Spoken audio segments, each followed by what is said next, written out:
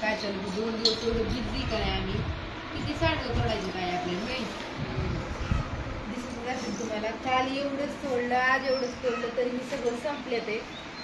अजून आता सध्या 5 किलो डाळ नाही पुरायचे असे तिला पण दाखवते मला दाखवते म्हणते.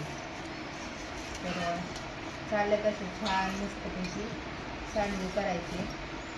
आता पीठ म्हणजे थोडक्यात संपतच आले. दोन झालं. आता उद्या सकाळ घातलं ना 12-1 वाजेपर्यंत तर मग वाळतात. नंतर दुपारून नाही घालत सकाळनंच काय होईल ते 11-12-1 वाजता तेवढं 1.5 किलो पीठ सांडग्याचं किती 1.5 ते 2 किलो पीठ असेल मला वाटतं. 1.5 किलो आहे ना बाय 1.5 किलो पीठ 11 वाजल्यापासून 12-1-1.5 जवळजवळ 2.5 तास लागतोय दोघी जणींना घालायला. एवढं सांडगं घालायला उशीर लागतो. रोज एवढं चालतात घालायचं 2 किलो होत्यात रोजचे 2-2 किलो. तर एकदाच 5 किलो दळायची आता आणि मग ते 2-3 दिवस बनवून ठेवायचे. सांडगे बनवायला खूप उशीर लागतो. अशा छोटे छोटे बनवायचे असतात त्याच्यामुळं.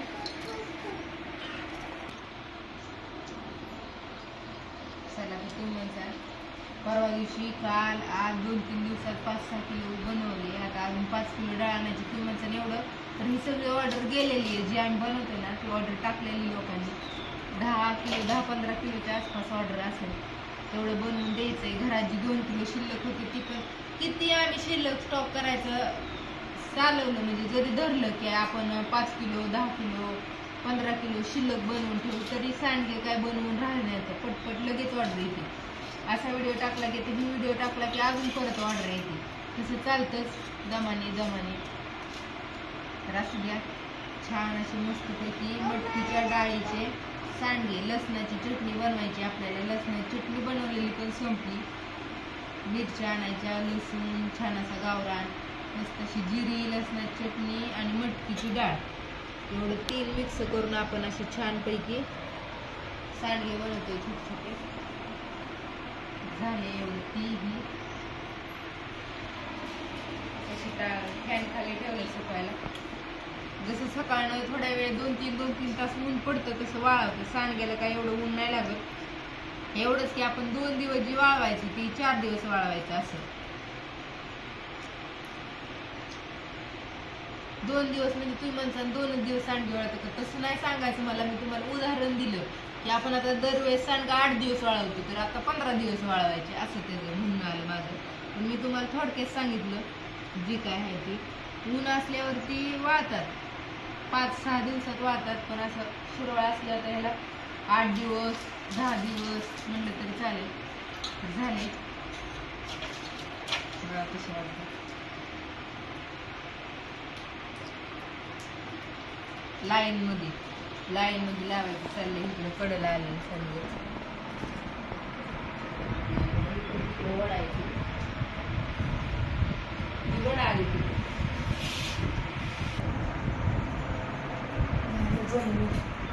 सांडग्या बनवायला किती उशीर लागतो. म्हणजे छोटी साईज एकदम स्मॉल साईज आहे. तुम्हाला दाखवते मी साईज केवढी एवढे सगळ्यात छोटी साईज आहे ती आपल्याकडे जी मी दुकानात विकत बघितलं. एवढे मोठे सांडगे असतात ते पण काय उपयोगीचे नाही. हे बघा तुम्ही खाऊन भाजी वगैरे एकदम छान होते.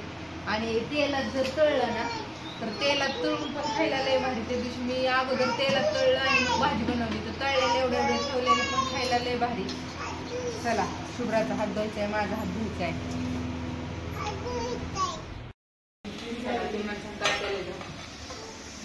तशी फोडणी दिली त्यातून हळद टाकली आणि मसाला डबा काढलाय वापरायला म्हणलं जेणेकरून.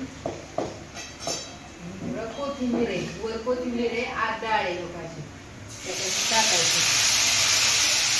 आज वरण छानसा पांढरा भात आणि मस्त अशी बाजरीच्या भाकरी एवढा मेनू आहे. सकाळी केलं तर वांग्याची भाजी भाकर. 2-3 दिवस झालं सांडगे काय सुधारणा तीच चाललंय बनवायचं. लय मोठी ऑर्डर होती त्याच्यामुळे ती बनवलं. आता व्हिडिओ येते म्हणलं काढावं मस्त असा व्हिडिओ. तर बघ कशी वाटते डाळ छान अशी. आणि कोथिंबीर अशीच कच्ची टाकली छान होती. तेलात टाकल्यावर अशी लई ही होती त्याच्यामुळे. कसा वाटतंय आपला काळा मसाला, हळद, मीठ, जिरी जी काय असते ती, आणि शेंगदाणे ठेवल्यात वर शिल्लक राहिलेल्या. आणि छान अशी बनवली आहे. गावच्या भाषेत वरण, पुण्या मुंबईच्या भाषेत डाळ.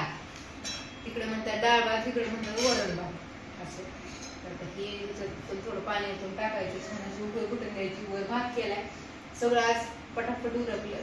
आणि छान असे 2-3-3च भाकरी लागतात. वरण भात केला ना 3च भाकरी लय झाल्या सगळ्यांना. 3-3 कोरा लय होत्या. 3-3 कोरा छान अशा बाजरीच्या कडक भाकरी खायच्या, वरण खायचं, भात खायचं छान असं. आणि असू द्या टाकते त्यात अजून पाणी. चला मस्त असं वरण तयार झालं. तुम्ही म्हणजे स्टॉप केलं तर फोन आलता एका ताईंची. शेवचे आपले जे लाडू भेटतात घरगुती डाळ बेसन दळून मस्त असे, त्याची ऑर्डर आहे आपल्याला. एक 5 किलोची ती बनवून द्यायची आहे. आताच फोन आलता, त्यांनी ऑर्डर टाकली आपल्याला. तर देऊया. आज शुक्रवार आहे का गुरुवार आहे? गुरुवार आहे. आपण सोमवारी कुरिअर करतो तुम्हाला सगळ्यांना माहिती. त्याच्यामुळे रविवारी फ्रेश बनवलं जातं. रविवारी बनवायचे मस्त असे लाडू, कापण्या, परत आपलं जे लोणचं आहे ते, सांडगे, ते सगळे बनवलेले, ते सगळे ऑर्डरचे. अजून ही आता गावात जाऊन एक 10 किलोच्या आसपास डाळ घेऊन येतील. रोज 2-2 किलो 3-3 किलो जेवढे उरकतील तेवढे बनवून ठेवायचे. तर असू द्या. मस्त असं वरण भात कोणाला आवडतं सांगा. मला तर गरम गरम वरण प्यायला लय आवडतं. कोणी पितं का मला सांगा. चमचा वाटी घ्यायची, ही उकळी फुटली ना त्यात टाकायचं आणि गरम गरम वरण प्यायचं. कसं वाटतं मला सांगा कमेंट करून. जी कोणी पेतय तिथं चांगलंच आहे, जी नाही पेत त्यांनी पण एकदा पिऊन बघा आणि सांगा कसं वाटतंय. मटणाची भाजी असो, वरण असो, गरम गरम खायला लय छान. सुरुवातीला जी उकळी फुटलेली असते ती. तर असंच छान असं उकळवते, आधी पेते वाटीवरून आणि मग नंतर भाकरी करून संध्याकाळी जेवण करायचं. तर बाय सगळ्यांना. कसा वाटला व्हिडिओ कमेंट करून सांगा. आणि सगळ्यांना दिवाळीचे पदार्थ, शेवचे लाडू, गावरान तुपातले रव्याचे लाडू, शेंगदाणा गुळ लाडू, सेंद्रिय गुळ, तीळ, तूप टाकून, अजून शंकरपाळ्या, कापण्या, तिखटाची शेव, मिठाची शेव, चिवडा, एवढं आपल्याकडे सगळं दिवाळीचे पदार्थ भेटतात. बाजरीचं पीठ, धपाट्याचं पीठ, सांडगे, लसूण, अजून लोणचं, जी काय घरगुती पद्धतीने आम्हाला बनवून देता येतं ते आम्ही सगळं तुम्हाला बनवून देऊ.